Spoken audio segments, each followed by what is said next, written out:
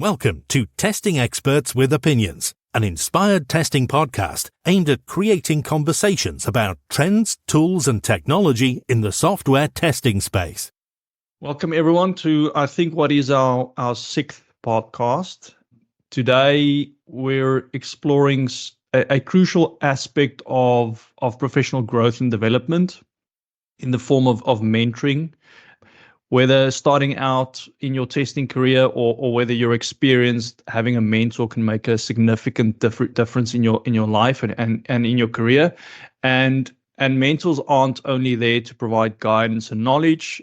They often inspire and challenge us to maybe go beyond what we think is possible. So we've got our usual audience here. Is everyone doing well? Yeah, good. Thanks, Liam. Yeah, good. Thank you, Leon. Yeah, I'm also doing good. Amazing. Okay, so just in terms of opening the conversation or getting the conversation started. So maybe let's start at the beginning. Could each of you share maybe how you first got into mentorship within software testing? What motivated you to seek out a mentor or maybe become one yourself? Oh, well, I will start. When I started my career, so I didn't seek out a mentor. Actually, the company that I worked for, they assign a career counselor for you just to guide you in the process. So that's how I started with the mentor and mentee program. Yeah, and for me, it was like probably when I was in Connecticut when I worked there. So there was a senior engineer who I kind of looked up to and aspired to kind of, well, I wish I could get to the kind of level that person was at. So kind of not a formal mentee, but I took a lot of guidance from him and a lot of his recommendations, and we worked together. So that was my kind of first accidental mentor, I guess. Steve? Yeah, I think in my case, I don't think it was a very formal process. I think as a junior person stepping into the software testing, you look up to the senior people, senior analysts and the team leads, and they, in a way, just naturally become your mentors. And yeah, as you progress your career, in a way, people start doing the same and looking up to you. And I think it's sort of a soft landing until you eventually become like a test lead or a test manager yourself. And I think that responsibility grows. To me, it was sort of a gradual move from a mentee into a mentorship role. Yeah, interesting question. I'm trying to think back. When I started testing, at least in South Africa, wasn't a very big thing. So now I'm giving my age. So when I started, there weren't many senior people or seasoned professionals in the testing world in South Africa, especially. So my mentorship engagement was more peer type mentorship thing. So I went to seek out people, my peers who I felt were a step ahead, and tried to latch onto them. And then through that process, organically, they became mentors. But it wasn't an official thing, as Stefan said as well. And throughout my career, I kind of tried to do that, to find peers and like-minded people that I can latch onto and have conversations with. What would you say are the most important skills in someone within the software testing landscape that maybe lends itself more towards mentorship than others? So what are those important aspects where a mentor can really make a difference in a person's life or person's career? Yeah, so I think a couple there. So I think one would probably be like quite early on in your career journey, because testing's so broad, right? It's like where you start off as a junior analyst or something equivalent to that, and then where do you go to? I'm going to become a performance tester, or I want to become a manager, or I want to become an environment, whatever that scope is. I think there's real benefit to finding someone who's maybe done a few of those different roles to kind of guide you, like this is what you can expect, to kind of help you make that informed decision. And also I think when you're hitting like I guess career transition points, when you're going from like a junior to a senior, or you're becoming a lead for the first time, is people that are mentoring you around that transition period, because it's very different going from an analyst to becoming a lead running a squad of people, and it's a different skill set. So I think that's an element that's really interesting. But for both of them, it's like interpersonal skills are massive in those, and that you need that skill set to help construct the dialogue. Yeah, I agree with that, Steve. So I was just thinking whilst you were talking, I've met many very technical people in my career, and those weren't necessarily great mentors because they're very technical and they know their subject matter very well, but they couldn't really relate to the problems I'm having or couldn't give advice because they're already there and they know what they are doing. So that interpersonal skills and someone that's recognized in your team or your organization, that people are recognizing this person knows what they are doing when it comes to testing. I kind of feel that's also important, that other people see that person and recognize their skills. And then I generally go there and say, all right, I can see that you know what you are doing and you're also a good person to actually get that message across. So that's kind of where I'm going from a mentorship perspective. Obviously, technical skills are important. It's always important to have that, but that's not necessarily the most important part when it comes to a mentorship kind of arrangement. Yeah. So I think if you're going to be a mentor also, you need to have the passion, to teach and to coach other people as well. You need to have the commitment to develop other people. So as Johan just said, it should not just be about technical skills. So you need to love teaching. And you need to make time to make sure you have the necessary time, because I think being a proper mentor takes time. I think it's not something you just do in half an hour and then that person is coached up. I think it's typically when it's more on an individual level, it's a long-term engagement. You have to be, you have to have that helpful mindset. You need to be prepared. You need to be approachable, and it doesn't help you trying to be a mentor. And every time somebody tries to reach you, you've got that I'm too busy kind of attitude, and you need to be patient, show commitment. I think there's a lot of the softer skills that are just as important as the technical skills and the experience that you bring to the table. Yeah, you both raised good points, Mamatla. You started with it. And I think it's important to find someone that wants to be a mentor. So in organizations, often we set up structures and we ask people to be mentors. You're a senior person, you will now mentor 3 others. But that person's not necessarily in it. You said it, Mamatla and Stefan. It's something that it's a person who actually wants to share the knowledge, wants to grow the person they are mentoring. So I think that's one of the key skills as well, or the key attributes, is that willingness to put in the effort and to mentor someone. But then the flip side of that is also true, Jan, in that I think there are a lot of people that say, I want a mentor, but they're not necessarily motivated to put in the time and the effort that actually is required. So there's a commitment that's required from both sides. I think it feels like if you're the person seeking a mentor, maybe you're more invested, you're more motivated. If you get given a mentor, maybe then it's slightly different, and you almost feel like it's getting forced on you. But what we've discussed thus far feels like it's very much mentoring more junior people. But of course, mentoring doesn't only talk to juniors. There's also mentoring more senior people, and we discussed this internally briefly yesterday in terms of even executives and senior people, they still have mentors. People have business coaches, people have life coaches, etc. So mentoring never really stops, and being a mentee never necessarily stops. So on that sort of path, how do you feel your mentoring techniques or your mentoring approach needs to change given the seniority level? So if you're mentoring a junior versus someone more senior, what are those subtleties maybe that you need to apply? I think it's as you mentor more senior people, and it then becomes less lecturing and more mentoring, right? So the more senior people, the more senior the person is that you are actually mentoring, the more you need to be open to feedback and constructive criticism and debating, rather than just, I will lecture you because this is the way it has to be. I'm a senior, I know this is the way. And I'm not saying do that with juniors either, but a junior person will not necessarily push back as much as a senior person would. If I'm in a mentoring session with Steve, I would hope that he will push back and debate, and through that we will both learn. So I think the more senior the person is that you're mentoring, the more you can also learn from that. So in a senior situation, it's kind of both ways mentoring, while in a little bit more junior one, it's more lecturing, for the lack of a better word.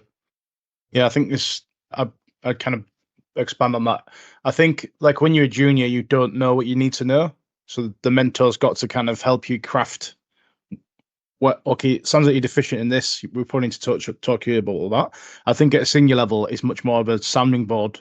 Like Johan said, I want to tell me what you know about this. I need to understand this problem and to discuss this topic with you and get your perspective on it and my perspective on it and kind of come up with it. I think it becomes a much more peer-to-peer constructive debate more than anything else. What's the difference between a buddy and a mentor? Because those terms are often interchangeably used, but in my mind, those are actually two separate things. Isn't a buddy more of a peer, somebody that's almost on the same level as you and you might know a little bit more? Like I always think of a buddy when a new starter starts at a company, you've got a buddy, it might not necessarily be the team lead, but it's somebody almost on your level. But, it's almost like that, more like a bi-directional kind of learning curve where a mentor might be a little bit more one way in a way, you sharing more knowledge from your side. And then I think a lot of what we've discussed is kind of alluding to one-on-one mentoring, but mentoring takes on different, I guess, models or different ways of mentoring. So, I mean, in some way, lunch and learn sessions and those types of things are also mentoring sessions, but it's on a much bigger scale. It's not that one-to-one. Stephen gave an example yesterday that he often gets contacted on LinkedIn where people want to be mentored, but it's not very scalable because, like we said at the start, if you're actually invested as a mentor, it's gonna be time consuming. It's gonna take time, and to have 10 or 15 people that you're mentoring is very difficult because you're never gonna do a good job. So, are there ways to mentor? I'm going to say mentor at scale, or is it important to keep your mentees to a very small number? So is there a maximum that you can mentor? Yeah, I think if you split it into two sections, I think the topic I had was if 30, 40 people are messaging me on LinkedIn every month or something to ask for me to help them with something, I don't have the time to be able to do that, right? But I still want to help those people. So there's an element of changes from mentoring to sharing best practice and sharing training material, like the lunch and learn sessions that we run internally with the company or our community practice that we're building up, those kinds of things to the wider audience. But I do think mentoring, because it is so time intensive, you need to build that relationship up with someone. I think there is definitely a cap on how many people you can realistically do that with, like one or two in my head. I think any more than that, you're just not going to be able to give those people the time that they need because it's such an intensive task. Yeah, I totally agree with it. I think Stevie said it well. There's a difference between mentoring and teaching. And in a teaching or lecturing, the amount of people doesn't really matter because there's not that feedback from the audience or the people that you are teaching necessarily. Yes, one or two questions, but a mentoring thing is a real relationship building thing, and the more you build trust in a mentorship relationship, the better you can mentor, and the better the questions would be as well. And it's very time intensive. Leon, you alluded to the time and the effort to put in there, and from both things, right? So what I've seen is that people want you to mentor them, as I did it with Steve, but they expect you to be the Formula One driver, and they're trying to learn how to drive a car, right? And they don't understand that there's this whole 5 to 10 years that you have to put in before you can drive Formula One cars. Well, for me, never. But it's not, if Steve is my mentor, tomorrow I can drive Formula One cars, right? It's really not that. It is, I need to understand that I'm here, and it's not an instant thing. I need to build, and I have to spend the time. And because of that, mentoring is a very time-consuming activity. And then that's why, Steve, I agree with you. It's just one or two people that you can really invest that time and effort in. Okay, so I think the other way, if you look at other spheres like business, we get like books where, people will write about their experiences, from when they started to where they eventually succeed. They also put in the mistakes and some tips how to overcome the challenges. In testing, we don't have such books. Whenever we get a book, it's just a technical guide, which we can also just get from, like ISTQB. So people like Leon, we're still waiting for books. Fun. Yeah, I'm listening to what you guys are saying. I just want to, I think there's mentorship is important, but a certain chunk of it we can get away with that term you used, mentorship at scale, Leon, when you spoke about like public collateral, using things like SharePoint or Confluence to put there's a lot of collateral we can use that people can help themselves without even having a personal mentor. That can be tool training, standards and processes, templates, or even career paths. Like in terms of training, if you as a company have a clear career path showing the employees you can go into this technical section or that section, and this can split into that. There's already a lot of thought that you can sort of or help people in the business to think about where they want to go with their careers. But or even things like a guild where we have Teams chats, for example, where you can post a question and everybody's helping each other. It could be that I'm busy today, but maybe somebody else has got that specific piece of knowledge. So there's way that we can mentor each other, but it's a bit more at scale. But I definitely think there will always be a place for that personal mentorship, because if you do it at scale, yes, it can help, but it's not at personal. You don't necessarily get that sense of somebody, giving you personal feedback specific to your growth plan, giving you support or encouragement, which can help build your confidence and motivation. So, but I do think it's, I just maybe reiterate what the others said. It's not one or the other. I think both are very important. And again, and maybe I'm showing my age now, but it feels like mentoring back in the day was very much office based. You sit next to each other, you kind of watch what someone's doing, or you're following instruction, but it's very collaborative. How is remote working, and the fact that most people now work remotely and they're isolated in their own room or office or study, how has that changed the whole mentoring landscape, and how much more difficult is it now to mentor someone in that new way versus the old, I'm going to say traditional way, which I just mentioned, which may not be the traditional way at all anymore, but just in terms of that example. Yeah, it's a good use case. So my first mentor was obviously in an office lab environment, so I was interacting with them on a day-to-day basis and getting kind of understanding how they worked and how they got to where they did.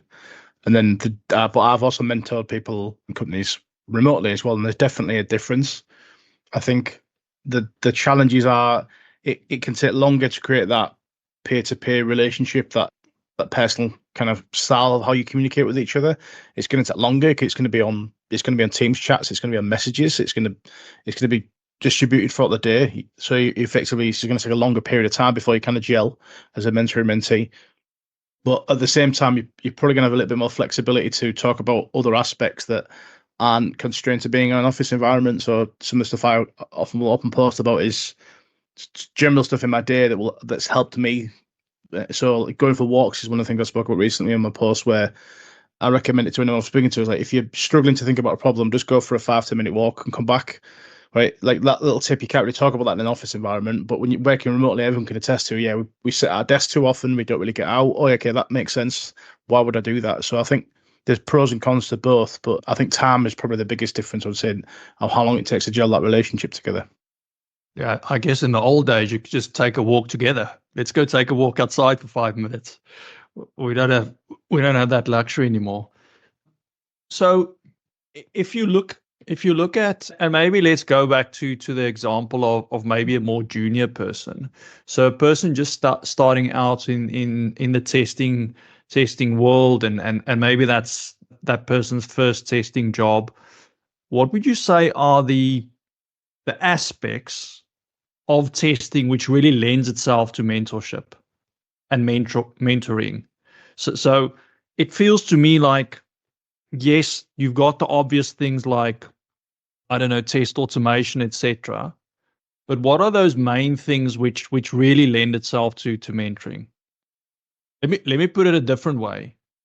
where does a mentor make the biggest impact into a junior's career? Yeah, I think that's a better way, maybe a bit referring to the question. I think for me, it was like the layer underneath that you don't see, that's not in textbooks, a bit like what Matt spoke about, is we could talk about how to better design a test case or how to like run your script more efficiently. But by the way, sometimes you'll have an interaction with, let's say, a product owner, and the interaction will push what you want to get out of the quality of the products, and you're going to have a difficult conversation. And how do you handle that conversation? How do you frame it? How do you try and get across your point without creating conflict? Those kinds of micro interactions, which is a lot about testing, is trying to tell non-testers or trying to help non-testers understand our processes and why we do the things we do. And I think that's something that is difficult or hard to comprehend. And mentoring is a good way of bringing that out, because you've had those experiences and the junior person wouldn't have had them. They wouldn't have had a PM say, I'm going to go live on this date. I don't care how much testing you got left. Right? And how do you have that difficult conversation? And intern's probably just going to go, okay, well, I guess we're going live then. And how do you have that difficult conversation is where your mentor can really come in. Yeah, I agree with that. I think testing is a very social discipline, whether we like it or not, right? And yes, backed up by technical skills, but what makes or breaks a good tester are those social interactions, as Stephen said, within your team, within the business, within the squad, with stakeholders. And it's those kind of things that we really, as mentors, need to bring to the table and let younger testers understand how to deal with situations when they arise, how to talk to people, how to talk to senior people. And especially in the beginning of your career, you're quite scared of project managers and program managers and those kind of titles. And it's how do you still talk to them, get your point across in a way that it makes sense, and you respect them and they respect you. And that's how you really build a career in testing. Like I said, it's a very social discipline. Yes, you can teach them the technical skills, how to do analysis or how to do code, but it's really these interpersonal skills that should be the starting point. It's 100%. And you almost took the words out of my mouth, because what I was going to say is what we've lost with remote working is actually seeing body language and seeing how people interact with each other. Because if you are capable of sitting in a sprint backlog planning session and you actually have a senior there who is your mentor, and you can see how that person interacts with the rest of the team, that the sort of the body language, the human element, like you just said, it takes me back to that saying, don't do what I do, listen to what I say. But we know as humans, we do what people do. We mimic people, we mimic that behavior. And that's the one element that, well, not one element, it's one of the elements that we've definitely lost with the fact that we're now having to work remotely, and it's more difficult. The other question I have is, how do you find a mentor? So especially those testers who are maybe working in a smaller company where there's a very small testing team.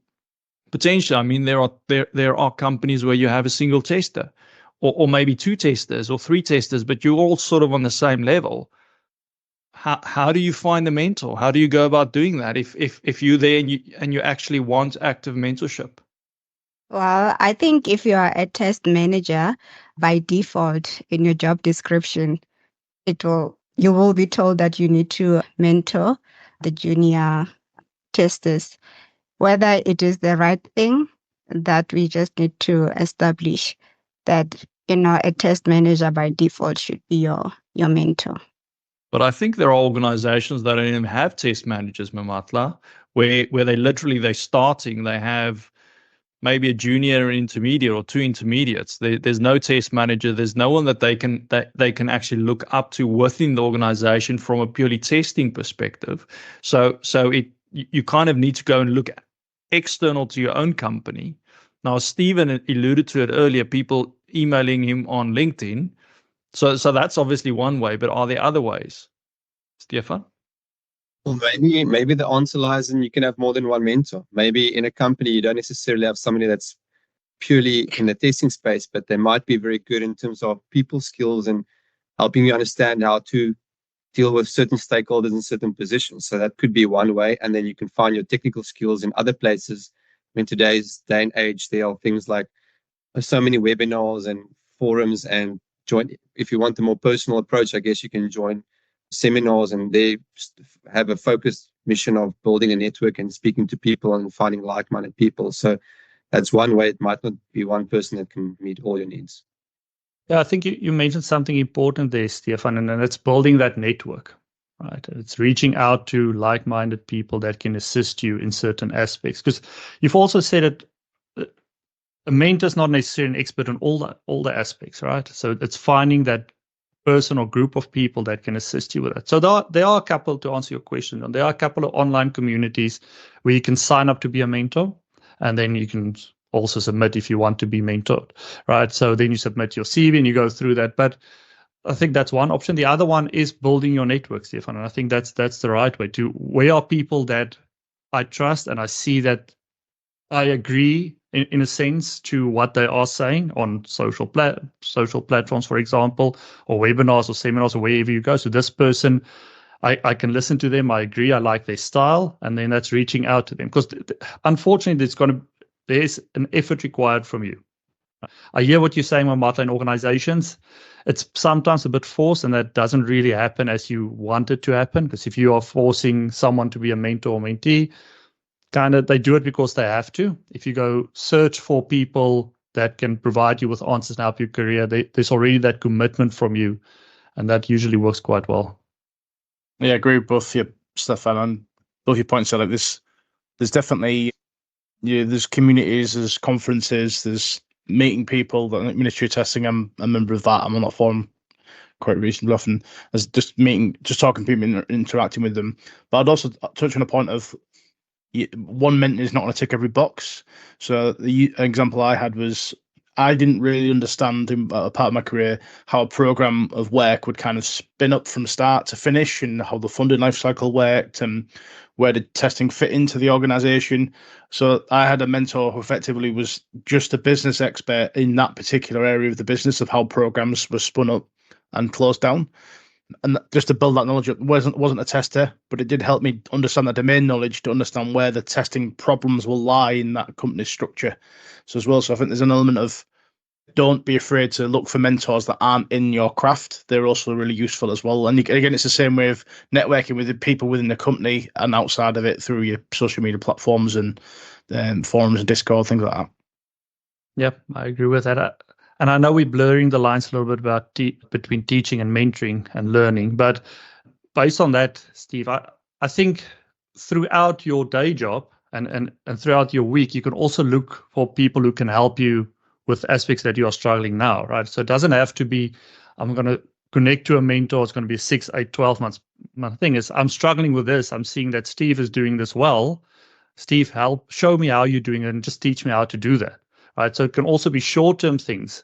But again, it's you as a person who wants to be mentored looking out for that knowledge and people who will have the knowledge that you want to obtain and connecting with them. And even if it is a peer or someone in your team or someone in your organization or someone outside of the organization, I have a problem not necessarily a problem, I have a need to know something more about a topic. Who am I seeing that actually knows that, and can I connect with them?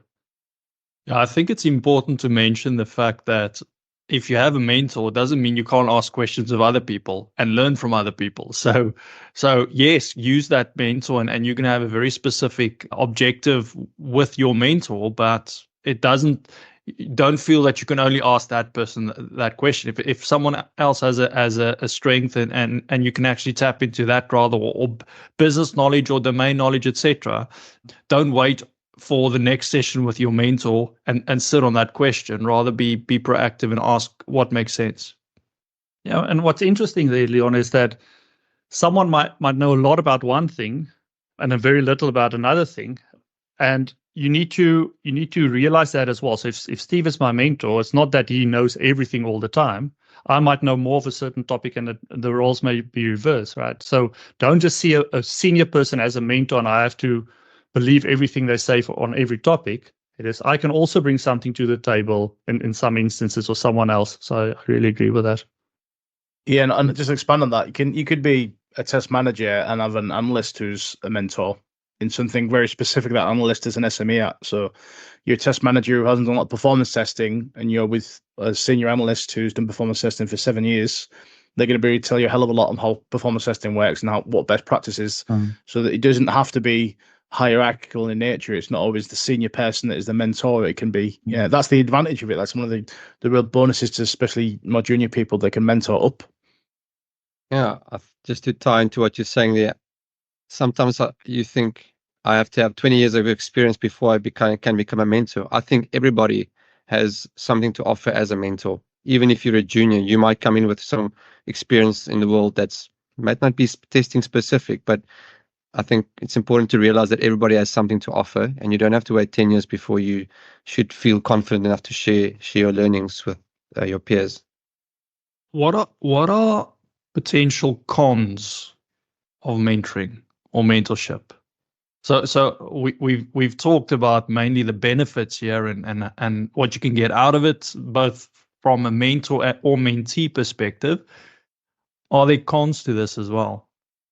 We alluded to one earlier where it was like time investment.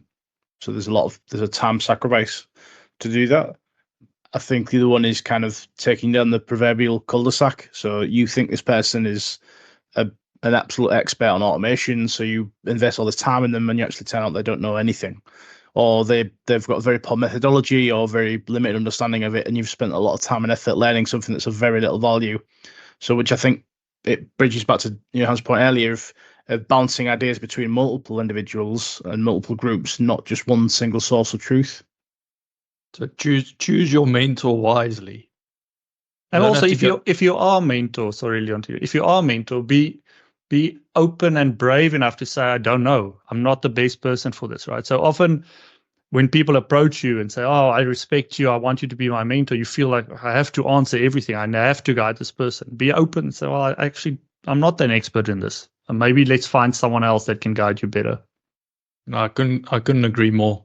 Be open to being vulnerable and actually showing that you have shortcomings as well, because that in itself actually is a life lesson. No one is perfect. No one knows everything, especially with the junior people looking up to seniors, like you said. Actually showing a junior that you don't know everything, and I still have things to learn as well myself. That's a good skill to learn as well. Sorry, Mamata. Yeah, I was saying also with the mentees, they also need to put in effort.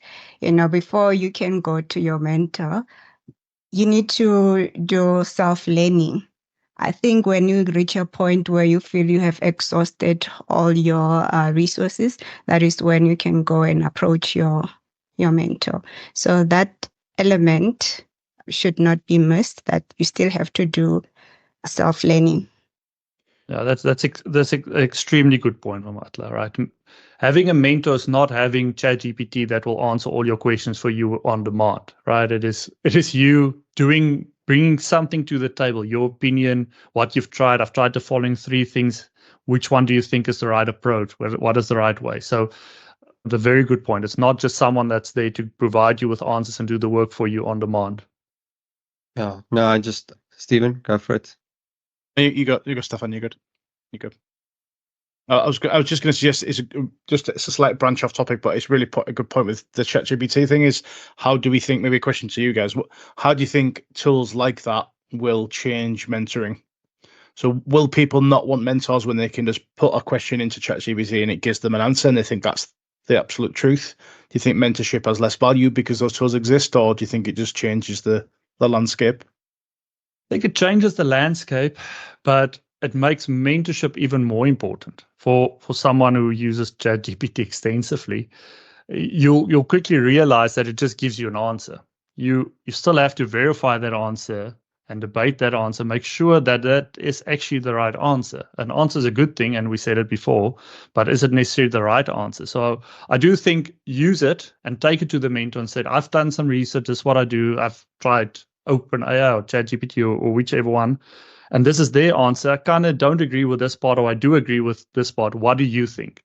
So I do think in the world of AI, it's even more important to have someone to bounce these things off.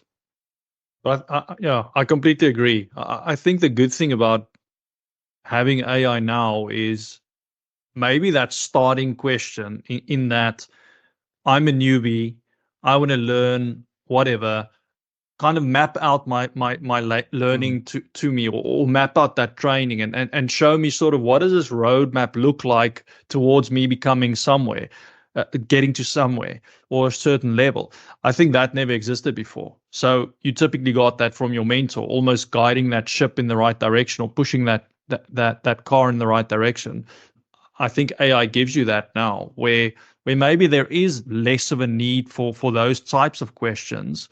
But again, we were talking about the social elements of testing and the social aspect of mentoring, and I think that's something that AI can't address. I think that, there's definitely.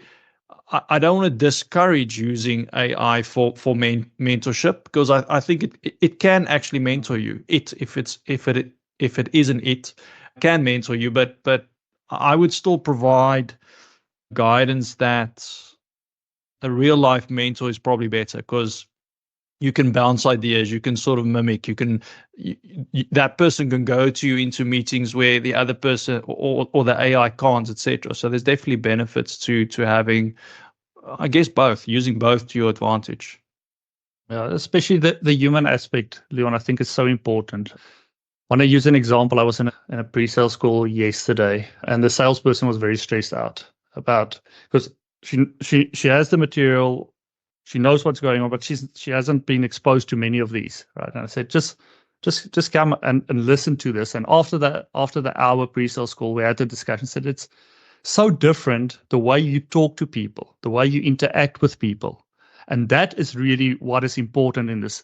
She had all the material and all the facts and figures, but it's that part that was missing. And that you can only do through talking to people, right? And we said it, we're belaboring the point, but that is one of the key aspects to tasting and anything in life is that interpersonal interaction. How do you do this? And if you have a senior person confidently doing that in their work environment and in their tasting teams, you can learn from that, because those are the skills that you really get out of this. And those things, although you want to get it from ChatGPT, you don't necessarily get that there. Yeah, try ChatGPT to help you with developer that is rejecting your high severity bug. It's not gonna help you. It could tell you what you should go tell him or her, but it's not going to be able to go tell him or her on your behalf. Yeah, exactly that. It might give you a script to talk to, but it's not gonna know what the person's like, their personality, your relationship with them, the company that you work in. It's just not going to know that information. The mentor can help you use that tool to give you the context. Yeah, absolutely. So if you were to all give your opinions, would you advise or recommend everyone in the testing world to actually identify a mentor and find someone that can act as your mentor? If you are willing to put in the time and really know what you want to get out of that, right? So what I don't recommend is finding someone and saying, "Oh, you're quite senior, mentor me." What do you really want to get out of that? As we said in the beginning of this call, it's a one-on-one, one-on-two kind of relationship building thing. So yes, have a mentor, but understand what it is you want to achieve through that process. I think it's important before you even start. So don't just jump in. And some people may not need it now. And it's also for you to understand, is this the right time for me to get there? Are there things that I can learn on my own before I just start interacting and building relationships with someone? Yeah, I think my short answer is yes, Leon, but be wise in who you choose. Make sure that, I think you mentioned it earlier, Jan. I mean, a lot of people are out there sitting with knowledge, but getting that right personality fit is also important, because I think when you choose a mentor, you might think it's only going to be technical kind of information, but at the end of the day, to really get something out of it, you need to make yourself vulnerable and be willing to accept good advice. Also, sometimes it could be tough criticism, but you need to trust that person and make yourself vulnerable and allow that person to give you good advice. And sometimes it's not news or information you want to hear, but you must know that you must trust that person enough to know that that person is saying it to you so that you can become a better version of yourself. So I think yes, but choose wisely. Yeah, and just to expand out from this a level of maturity that you need. I think to answer your original question, Leon, yes, but there's a level of maturity that you need to be able to engage in that kind of relationship. Otherwise, it's not going to work. But I also think it's very context dependent. I think like there's times where mentors make much more sense. So landing a new role, a recent promotion, you've moved jobs, you've moved to a different company, a different industry. There's going to be much more benefit to getting that mentorship in that transitional period than you've been doing this for 10 years and you're kind of treading water, so to speak. It's maybe of less value or maybe more, but in my head, I've always found the benefit from mentors in those like transitional periods in my career. I think what's also important to state is that it's actually okay to say no to someone that approaches you as well. So if you're already mentoring other people, or you don't have the mental capacity at the moment, or you're going through something, or you don't feel you're the right person, you need to be able to say no as well. And then obviously do that in the right way so that that person isn't completely put off from identifying the next mentor. And I think there's a whole skill around that as well, and an approach in terms of how you do that. But it feels like it's worse saying yes to someone when you're not necessarily going to have the time or be committed, and doing a half job, as opposed to saying to someone, look, at the moment, I honestly, I just can't do this. So I think that's okay as well. And the flip side is, once you've chosen a mentor and you've even asked someone to be your mentor, it's not a marriage. It doesn't have to be forever. And sometimes we make the wrong choices. So if you do identify someone that you want to be your mentor, and after a month or two you realize that this isn't working out, or I'm maybe not getting from this person that what I wanted, it's also okay to say to that person, look, I don't feel this is working. And especially so if you're a junior and you have someone as a senior mentor, I think it's okay. It's okay to say no in both those situations. And it's important for people to know that they can say that. I think we've run out of time. We've run over time, definitely. Any closing thoughts, any closing comments before we wrap up? Just good luck to anyone who's trying to find a mentor or mentee. I think it's a valuable pursuit for both sides. Just thinking how you should break up with your mentor without, but you say it's not you, it's me. How do you break up? Do you break up in the same way as with your girlfriend? Tread carefully. Tread carefully. Okay, so in my case, I would say I learned that in sport, even the champion, they still have a coach. They still have managers. So if you want to succeed in software testing, the same, you still need somebody who will mentor you and coach you. So everybody needs a mentor. Yeah, awesome. All right, thank you very much, everyone. Thanks for watching or listening. I think in summary, we see the value in mentors and mentorship, and mentoring isn't just for junior people. So even if you're a more senior person and you feel that you need some guidance or soundboarding, etc., definitely seek out those people that you feel can provide value to you in your current role or maybe in your career. So yes, thanks very much, and we'll see you in the next one. This has been an episode of Testing Experts with Opinions, an inspired testing podcast.